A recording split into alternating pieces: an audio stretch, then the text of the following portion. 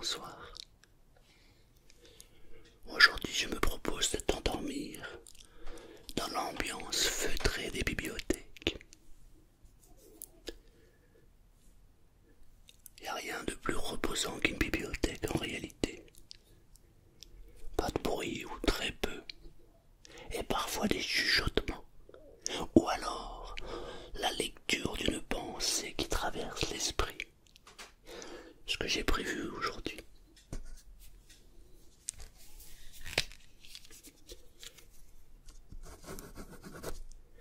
C'est d'écrire quelques vers, quelques phrases, et aussi de lire quelques passages de livres. J'en ai prévu plusieurs.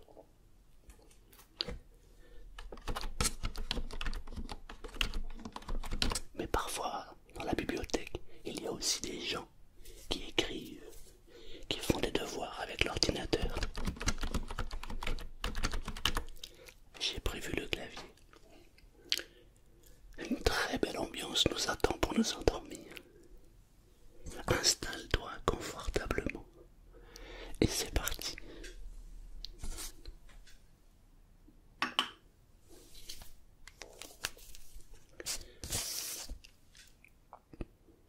D'abord les pensées.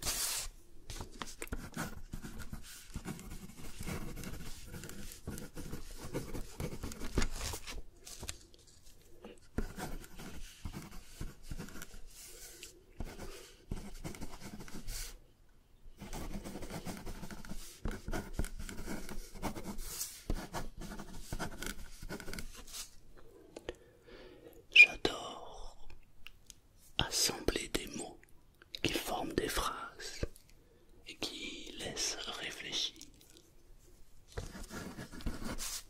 De temps en temps, j'écris des slams. Tu sais, des textes un peu urbains. Parfois, je prends ma feuille et mon crayon et je me mets à écrire tout ce qui me passe par la tête. Il y a quelque temps en arrière, j'avais écrit un beau texte. C'est prétentieux de dire ça. Je le trouve beau. Peut-être que les gens ne l'aimeront pas.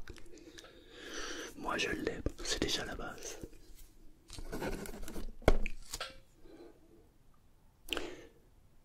J'ai toujours cru en la vie, l'amour et Dieu. Seulement un jour j'ai été trahi, ça m'a ouvert les yeux. On m'a dit que la vie est un combat. La vie est une lutte. Même si c'est vrai que parfois on reçoit des coups bas, par des amis ou par des putes.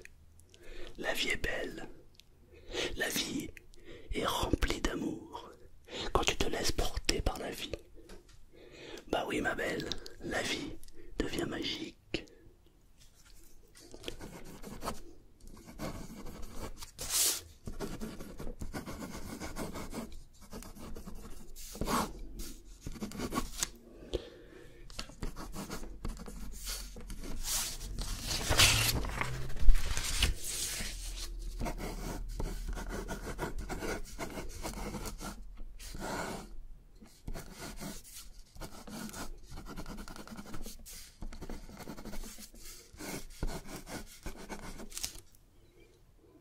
La vie est le reflet de mes pensées.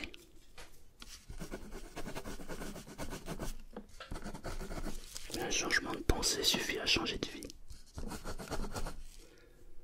Dans cette phrase-là, il y a la recette pour se libérer complètement de tout ce qui est superflu dans la vie. La vie est le reflet de mes pensées. Un changement de pensée. Et la vie n'est plus la même du tout. Change ta façon de penser et ta vie va changer.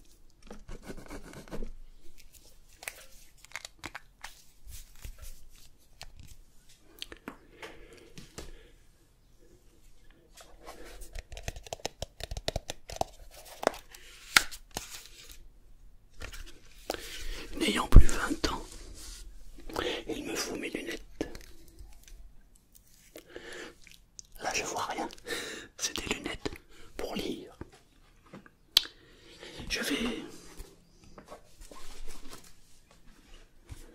commencer par celui-ci.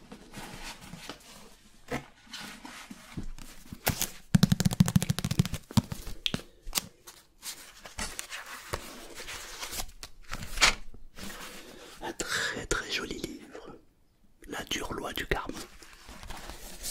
J'en ai déjà parlé de ce livre, mais je vais lire un petit passage. Je me rue en direction du sud, avec grâce et légèreté. Je m'envole au-dessus du mur. Mes sabots de devant retombent dans la boue du fossé. Je suis pratiquement sûr de m'être cassé la patte. Je me débat, affolé, mais plus je me débat, et plus je m'enfonce. Je retrouve mon calme, prends appui avec mes pattes de derrière sur le sol ferme. Je m'allonge, me mets sur le côté, fais une roulade, extirpe mes pattes de devant, puis me hisse hors du fossé. Comme le dit Mo-Yan, la chèvre peut grimper à l'arbre, l'âne est apte à l'escalade. Je m'élance sur la route de terre en direction du au sud-ouest. Tu dois te souvenir que je t'ai raconté que l'ânesse du tailleur de pierre Anne, portant le fils de Anne Hua, et le porcelet étaient revenus à la maison. Pour l'heure, débarrassée de sa longe, elle doit se trouver sur le chemin du retour. Quand nous nous sommes séparés, nous nous sommes convenus que ce soir serait celui de nos noces. Ce qui est dit est dit. Promesse d'Anne est d'or. On ne s'y quittera pas sans cette revue.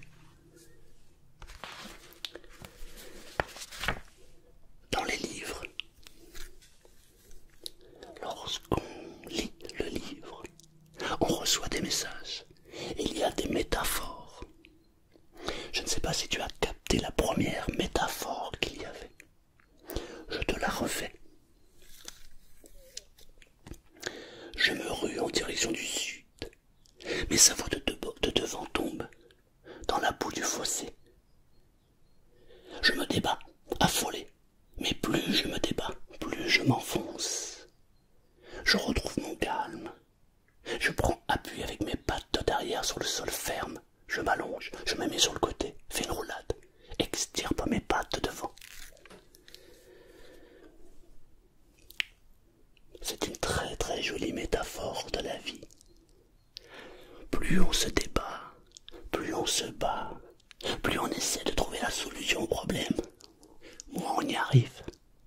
Plus on lâche prise, plus on laisse la vie faire ce qu'elle a à faire, et plus la vie devient magique.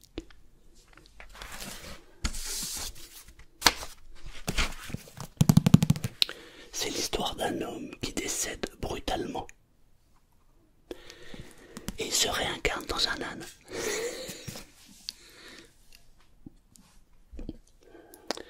C'est drôle comment l'imagination peut nous emmener loin. Comment on peut être sûr que ce que ressent l'âne, c'est ça. C'est magique.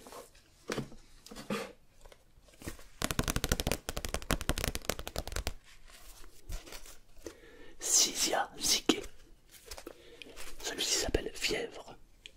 Je suis en train de lire toute sa collection. Très très bon auteur. J'aime beaucoup. Ah putain, j'étais dégoûté. Ça faisait 10 jours que je me faisais chier à marcher dans la boue, dans la flotte, dans tout cet enfer de forêt. Que je pistais cet éléphant sans débander. Tous les jours que Dieu faisait, que j'y mettais toutes mes forces, tant et si bien qu'on finirait par l'avoir. Mboba se fatiguait. Elle allait faire des erreurs et on allait la voir. C'était une question de jour. J'avais tout fait pour cette putain de chasse et j'allais être frustré du meilleur. C'était dégueulasse. Le diagnostic du docteur, Montaigne, était une claque sur la tête. Plus triste qu'un gamin privé de dessert, je me mis à broyer du noir et m'enfermer pour un bon moment dans le silence. La soirée avançait autour de moi, qui n'avait pas bougé. Polo et Montaigne discutaient, gaiement, avec les petits bonhommes. Le vieux, lavé, rasé et changé, les cheveux encore mouillés, offrait le pastis. Et Péroret, déjà un peu pompette, oreilles comme celle-là, mon grand, y a que Polo pour les faire. C'est pas du bol que j'ai, c'est du flair. Encore une métaphore. Lorsque l'on s'intéresse à la lecture, on peut trouver des métaphores partout. L'as-tu capté? Désolé. Je la reprends. Ça faisait 10 jours que je me faisais chier à marcher dans la boue, dans la flotte, dans tout cet enfer de forêt de mes deux, que je pistais cet éléphant sans débander tous les jours que Dieu faisait, que j'y mettais toutes mes forces, tant et si bien qu'on finirait par l'avoir. Mais le diagnostic du docteur Montaigne était d'une claque sur la tête. Plus triste qu'un gamin privé de dessert, je me mis à broyer du noir. Parfois, dans la vie, on se débat. On se bat pour atteindre un objectif. On est presque arrivé à cet objectif et il coule. Et c'est comme si on avait ressenti un abandon, une trahison. Mais parfois, c'est pour notre bien que cela arrive. Ce qui est important, c'est le résultat final. Le chemin parcouru. On ne le maîtrise pas. Garde en tête ton objectif.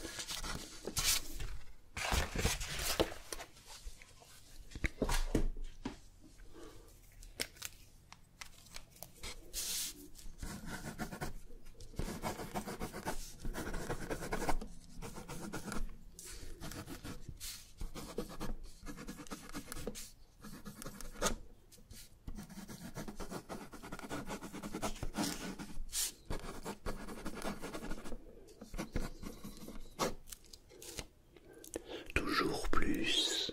On en veut toujours plus.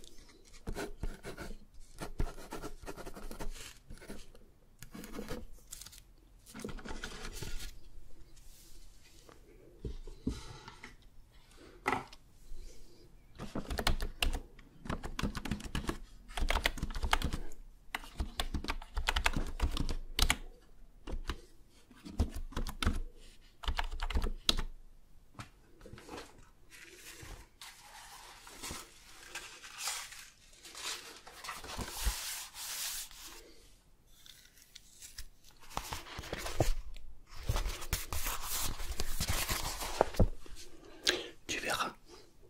Aujourd'hui, t'as 4000 balles. Demain, t'en voudras 8. C'est comme ça. Toujours plus. On en veut toujours plus. C'est ce qui fait perdre la tête à tous les mecs que je croise. Et qui se retrouvent au placard. Et qui finissent à la rue après avoir monté le plus beau coup de toute leur vie. Tout ça pour gratter quelques billets de plus. Alors qu'avec ce qu'ils ont déjà ramassé, ils feraient pâlir. Leurs parents se m'égarent. Putain, mais qui c'était celui-là? Tout ce que se rappelait Luc, c'était qu'il avait à peine 17 ans, tout comme lui, mais que lui, il était encore chez ses parents, et que Luc se débrouillait déjà seul. Luc bossait comme apprenti serveur. Il n'y a qu'aujourd'hui, 10 ans plus tard, que Luc pensait à lui et à sa phrase. Toujours plus, on en veut toujours plus. 10 ans après, sa phrase avait un sens. Luc était apprenti serveur. Apprenti serveur, ça te donne envie de devenir serveur, tu verras. C'est un métier passionnant. Tu vois plein de monde. Le bar, c'est un des rares endroits où tout le monde se côtoie. Les riches comme les pauvres, les putes comme les macs, les beaux gosses comme les ratés, les pucelles comme les salopes, l'arnaqueur comme l'arnaqué. Tout ce que ce monde contient comme personnalité. Eh ben, tu le verras, ici. Il lui disait.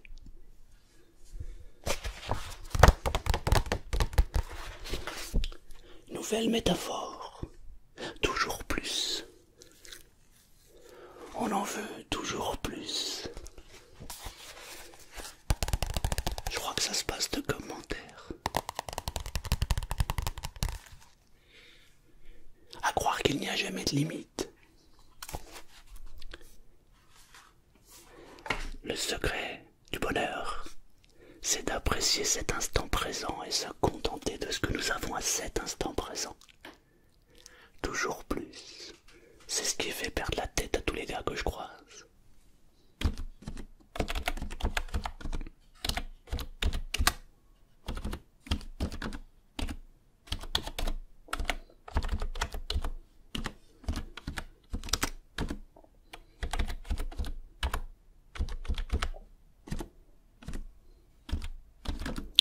C'est comme s'il n'y a pas de limite à la raison.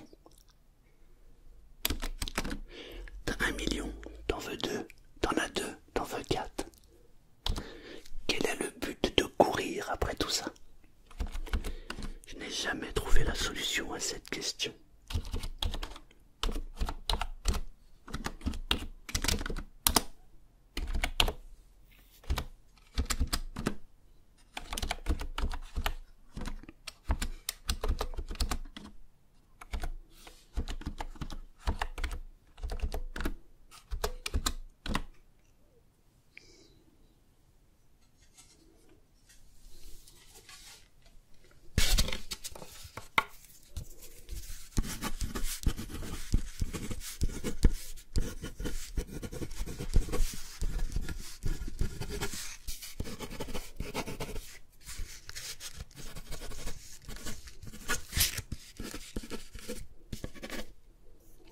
Le bien et le mal ont scellé un pacte secret. J'ai essayé d'en déceler l'impact qu'ils créent. Le bien, le mal, deux choses opposées pourtant si proches. Le bien, le mal, et le mal, petit à petit, essaie de s'en approcher. Mais le bien, lui, recule, et le distancer, c'est ce qu'il fait.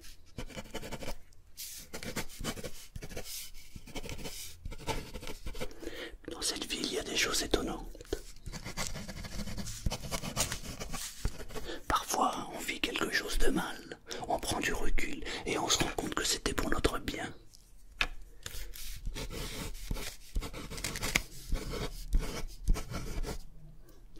Les gens demandent du changement. Et lorsque le changement arrive, ils ne savent plus quoi faire et ça devient la panique.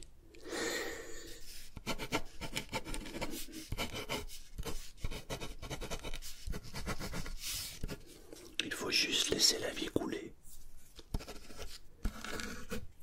Prendre du recul et laisser faire. Qu'est-ce qu'on peut y faire?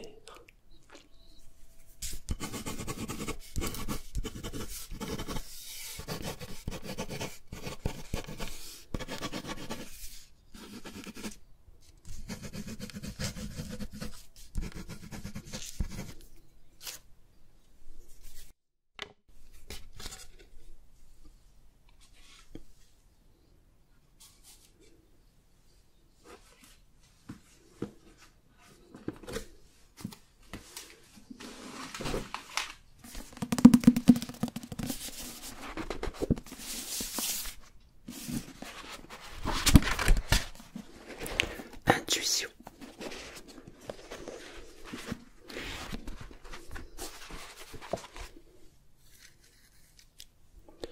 Quand des amis me rendaient visite à New York, j'avais l'habitude de les emmener à Cantina Roodhoof. Excusez du peu mon accent. Un restaurant mexicain, jouissant d'une vue incroyable sur les lumières de Manhattan. Mais ce soir-là, nous avions envie d'oublier les tours le temps du repas. Alors on se réfugia dans un petit resto très cosy, à l'atmosphère chaleureuse. Tenture rayée, amande cognac sur les murs, et une constellation de petites lampes dont les abat-jours en cuivre rouge diffusaient une lumière mordorée.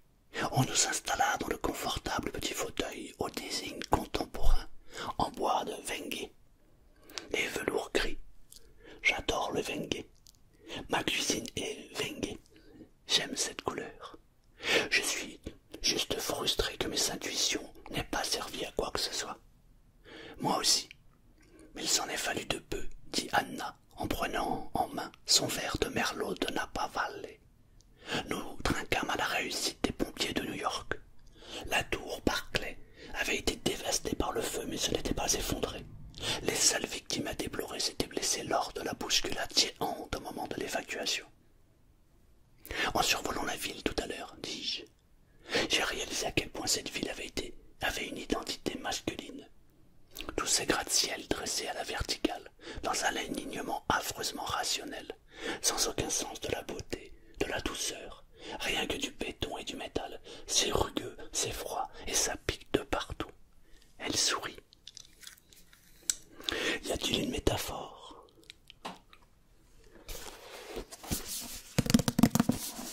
Parfois, il arrive qu'il n'y en ait pas.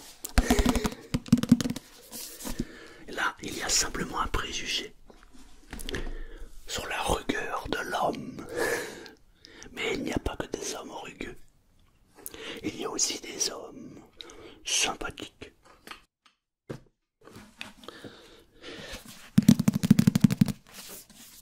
J'irai tuer pour vous. Magnifique livre.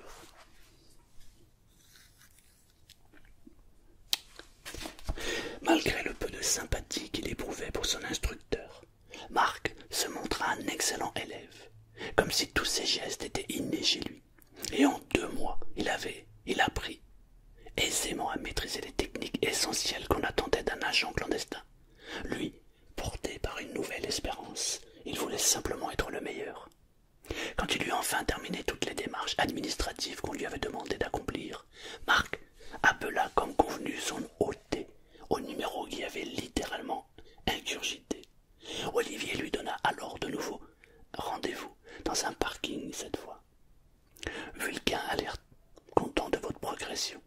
Ouais, c'est un type sans sas, on s'adore, plaisanta Marc. Jusqu'ici vous vous en sentez très très bien. Ça vous étonne? Non, ça me rassure, Hadès. J'ai du mal à ne pas rire quand vous m'appelez Hadès, vous savez. Il va falloir vous habituer. En mission, ce sera pareil. On est dans le vif du sujet. Maintenant, installés dans la berline noire, au dernier sous-sol du parking désert de la Fnac Montparnasse, les 2 hommes fumaient une cigarette en discutant.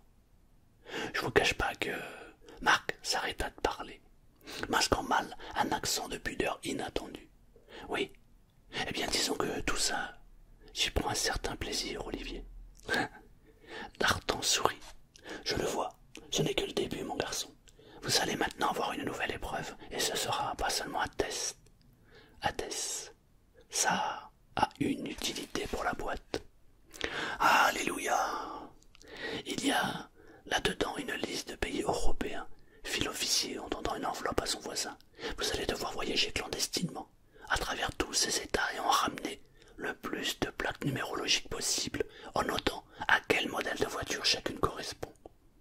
Marc, qui s'était attendu à une mission plus périlleuse, ne masqua pas sa déception.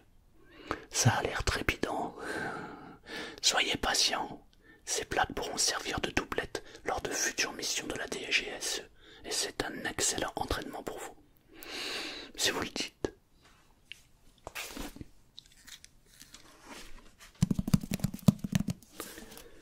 Si tu aimes les livres d'agents secrets et d'aventures, je te le conseille.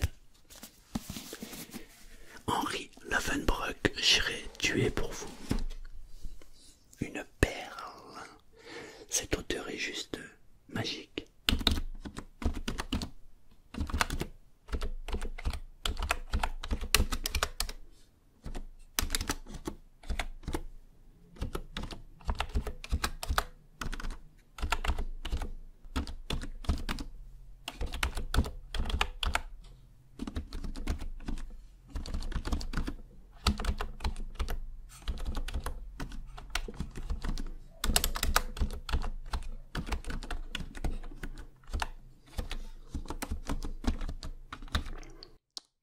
Et dans l'impuissance de la nuit, le sommeil devenait de plus en plus pressant. Les paupières devenaient de plus en plus lourdes, comme si un sentiment de lourdeur envahissait les yeux. Les paupières devenaient lourdes au point de se fermer toutes seules, comme si les yeux se fermaient et étaient attirés naturellement vers le sommeil.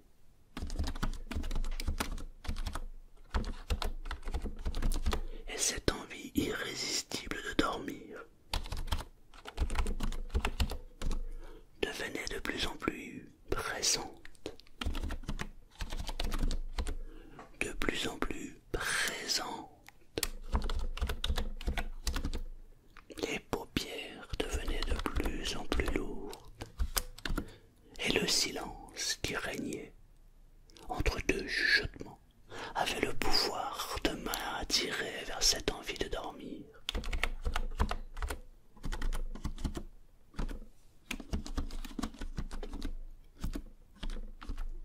Je me devais de me laisser aller.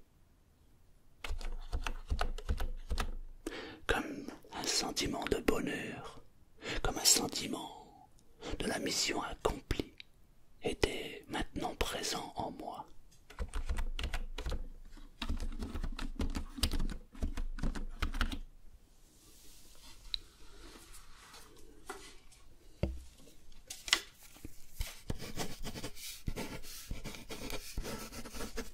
Et chaque son, chaque bruit me donnait encore envie de dormir de manière plus pressante.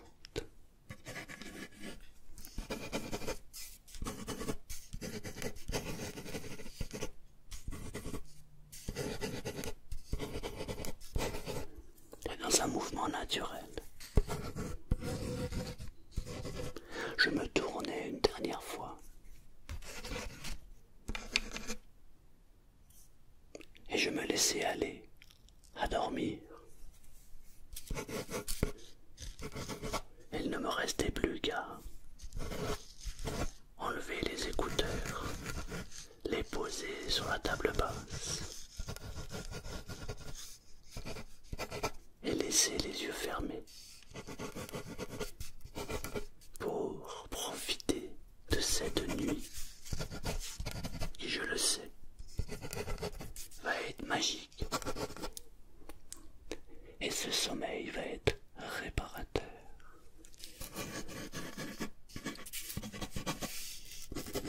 Il est donc temps maintenant de me laisser aller.